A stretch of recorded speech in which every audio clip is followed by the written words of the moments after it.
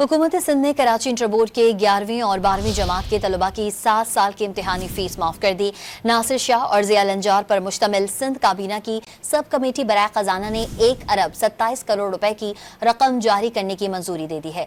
इस बारे में मजीद जानते हैं डॉन न्यूज़ के नुमाइंदे खावर हुसैन से। जी खावर हुसैन, मजीद बताइएगा।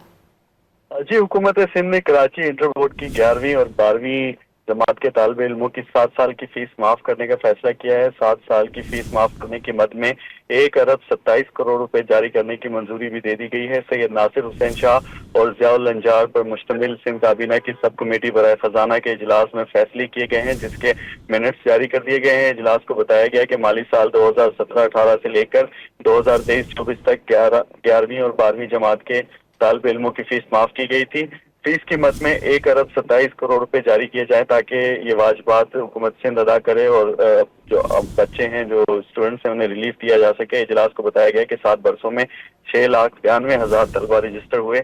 इम्तिहानात में 12,13,000 शरीक हुए, जबकि इन तलबा की फीस 4 अरब 16 करोड़ रुपए थी। हुकूमत सिंध ने 2 अरब 79 करोड़ रुपए जारी किए हैं। अभी 1 अरब 27 करोड़ रुपए के वाजिबात बाकी हैं। जी, खावर हुसैन अपडेट कर रहे थे, आपका शुक्रिया।